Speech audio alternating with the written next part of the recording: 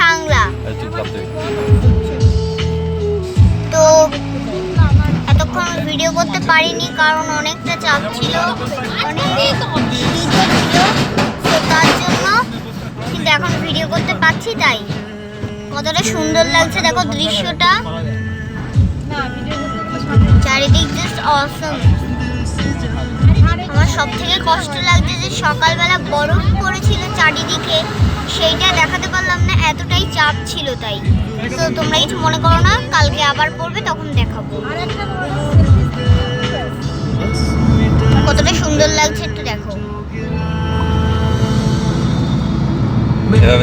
তো আমরা কোথায় এসেছি একটু শুনে নাও। আমরা এসেছি হিমাচলে। তো এখান দিয়ে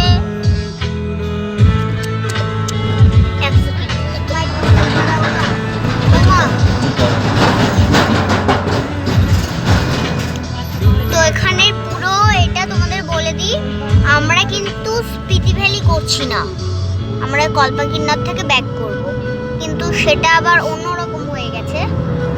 তো তার জন্য জানি না কি হবে। কাল আমরা কল্পাকে চলে যাচ্ছি, কিন্তু কাল আমাদের অন্য কোথাও একটা যাওয়ার কথা ছিল, কিন্তু সেই জায়গায় আমরা কালকে যাচ্ছি কল্পা। ওকে, তো তোমাদের স্পিতি ভ্যালি যখন করব তখন তোমাদের পুরোটা বলে দেবো। তো এখন একটু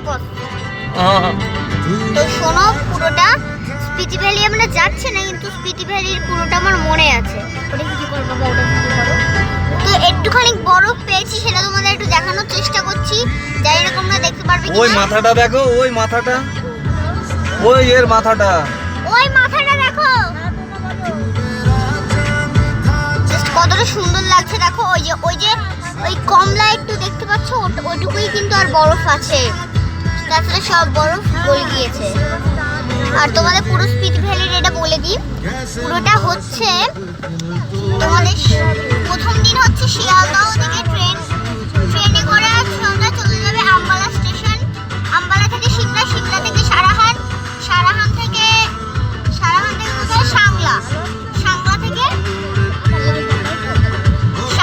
কল্পা, কল্পা থেকে নাকো, নাকো থেকে টাবো, টাবো থেকে কাজা, কাজা নাই এবং কি কাজার পর লাউডস্পিতি হয়ে, তারপর কাজার পর লাউডস্পিতি হয়ে, মানালি হয়ে টোটালটা হয়ে, তারপর আবার একদম শেষ দিন তোমরা শিয়ালদহ ট্রেন ধরে চলে আসবে বাড়িতে। এমনকি ট্রেনেই কিন্তু তোমাদের 2 দিন কেটে যাবে। না না বাবা, এর মধ্যে না, আগে পরীক্ষাটা দাও ঠিকঠাক করে। সিরিয়াসলি দারুণ চলছে সত্যি কথা। শোনো, এমনকি এই স্পিতি ভ্যালি ট্যুরটা করতে গেলে কিন্তু অলরেডি 15 দিন লাগবে, আর এমনি কল্পা থেকে ব্যাক করতে গেলে মোটামুটি 6-7